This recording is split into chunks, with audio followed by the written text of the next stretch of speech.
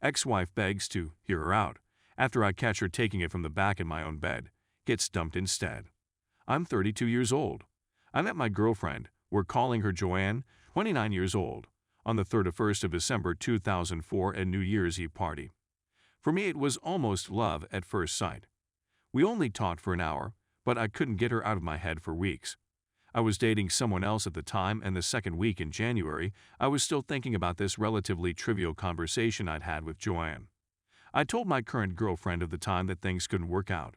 I didn't know if I would see Joanne ever again, but I'd felt something in that one conversation I'd never felt before. It was an amicable split. I was honest and told her I liked her, but didn't love her. I tried to track Joanne down through friends and the like. These were the days before Facebook, and I never used MySpace. I finally got a hold of her number, and when I rang she said she remembered me too.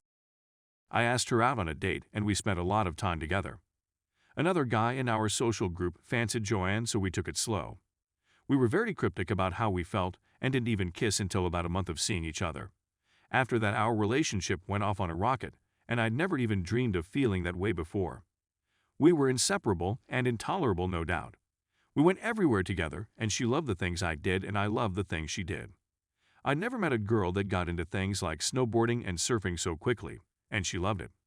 I even took dance lessons and mastered the samba with her exclamation, "It's not been all sunshine and lollipops though," and I'll be the first to admit, we've had our problems like any other couple. We broken up once about 3 years ago, but wasn't apart for more than 3 months. We've lived both together and apart. Whatever happened, I thought I'd been the most reasonable, loving, caring boyfriend I could be. She got pregnant when we was about 1 year in, and I stuck completely by her. She said she wanted it, that she couldn't abort it, and I said I'd be with her no matter what. When she miscarried, I took weeks off work to be by her side. I told her that I was there for no matter what, always. When she was kicked out of home because her parents moved to Australia, I financially supported her until she got on her feet. These were tough times. It was hard for both of us, but I felt we grew because of them.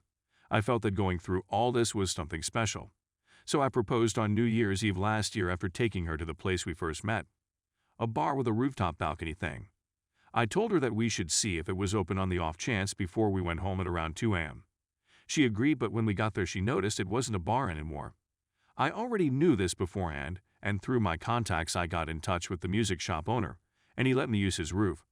I took her up the fire escape and I had the whole roof almost exactly how it looked at that night, which included renting a huge fish tank and a bunch of Christmas lights. The whole thing set me back $600, girl. There was a table in the middle with 2 glasses and a bottle of champagne. I got down on one knee and she cried and said yes. For the last 6 months I've been working really hard. I'm in sales, and we've had a potentially life-changing deal coming through that would make the company I'm with millions in the next 5-8 years. I haven't stopped working my arse off, and I've told her it's going to be tough, but that I'm doing it for us. If I get it, I told her, we could have an absolute dream wedding. Well, the last couple of months have been nail-biting, but I finally secured the deal and netted myself a huge bonus and job security for life. I was on cloud 9, so I bought Joanne and I some tickets to go away and celebrate.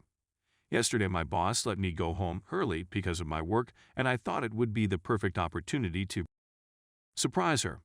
I nipped in the flower shop and got her a bunch of white roses before slipping back home for a shower and to get out of my suit. I was driving in my white Merc to her house on the top of the world. Work was brilliant, the weather was beautiful. I had the perfect surprise and I couldn't wait to tell her. Anyway, when I arrived there was a SUV parked outside that I had seen before but couldn't place. The penny didn't even drop when the door was unnaturally locked. I unlocked it and called her name. There was some music playing and I didn't hear her reply. I figured she was in the shower and fixed myself a glass of water and some water for the flowers. In the kitchen there was some cheap wine and 2 glasses. Then I heard the bed banging. My heart sank and I pieced it all together. I used to think my heart sank was a metaphor, but I actually felt something drop inside my chest.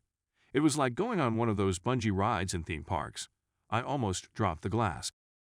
I walked to the stairs, and at the bottom there were these pairs of ruined old leather boots covered in dirt. I was red with rage. I walked up the stairs and could hear him calling her a bad girl. I swung her bedroom door open. There she was getting ducked in the arse. I knew not. He was ducking her in the arse. She leaped up instantly, and before I knew it he had his pants on. I looked at him and recognized him. It was this guy that owns a vegan cafe near my place. We'd been a few times, and he had a couple of parties she had been to with friends. He tried to explain himself, but I just told him to get the duck out right now. He left so quick he forgot to take his cheap wine with him, though. I couldn't believe it. She ran over to touch me, hug me, or something, but I just threw her back down on the bed. I told her she disgusted me and I left. I went straight to my car and she followed my apathetically asking me to hear her story. I told her not to duck and call me and dropped my personal mobile out the window. I own a work one, but it's blocked from anyone other than colleagues. I went home and got in the shower, just cried. I can't believe it. The more I think about the relationship, the more I cry. I thought about the miscarriage and cried, and then my proposal and cried, and then the first time I met her, and I cried even more. I've not been into work today. I called and told my boss everything. He's a great friend and one of 3 people who know. He's told me to have a holiday from work and that I've done more than enough in the last year. He told me to take a week and then see how I feel. She's been knocking on my door and calling my landline, so I plugged it out. My friend stopped by earlier after he heard what happened from my boss. A lot of my friends are worried. They haven't heard from me and can't get in contact because I dropped the phone. Anyway, I know the standard advice. I'm not looking for that. Can someone just please tell me why? I loved her. I do love her. So ducking much. I just wanted us to be happy and I had worked so hard for that. All that hard work, it wasn't for me. It was for us. How could she ducking do this after she ducking miscarried my baby and I paid for stupid ducking art studies when her parents ducked off without a trace? I'm just confused. How could she ducking betray me after everything we've been through? I don't understand it.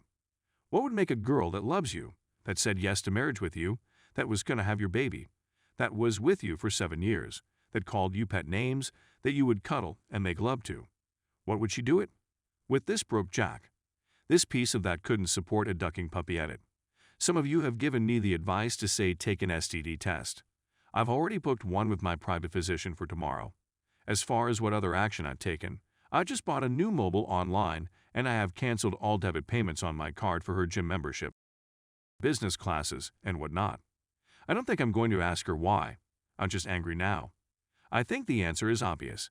She didn't care enough about me to have a bit of restraint. Update. So it's been about a week now since it happened, and I can just say this Reddit. I'm heartbroken.